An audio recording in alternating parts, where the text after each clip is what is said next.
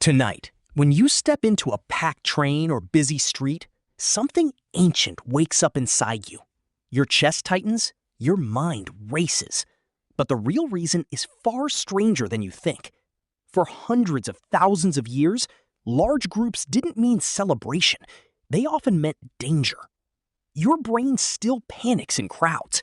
Even in safe modern cities in the USA and UK, the same ancient circuits that protected your ancestors on the African savanna activate the moment you're surrounded. Your amygdala, that almond-shaped fear center, can't easily tell the difference between a busy station and a risky gathering. Neuroscientist Joseph LeDoux mapped how your brain processes threats.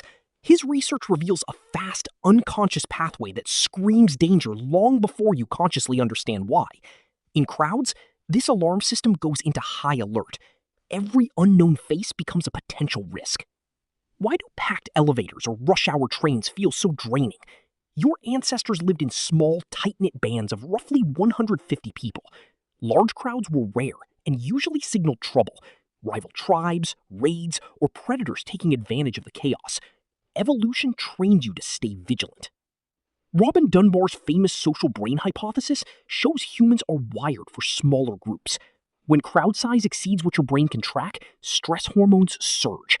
That familiar feeling of overwhelm in concerts, festivals, or subways is your 200,000-year-old software struggling with modern life.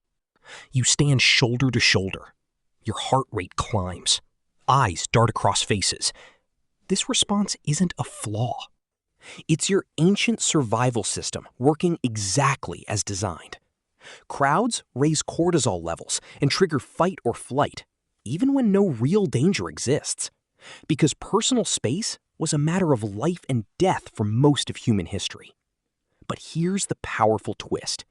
That very sensitivity to crowds helped your ancestors survive and thrive.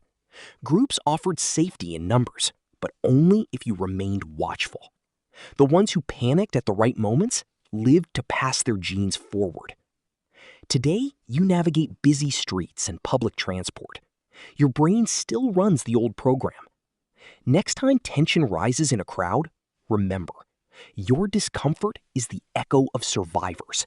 Your brain still panics in crowds. Now, you understand the ancient hack. Breathe easier.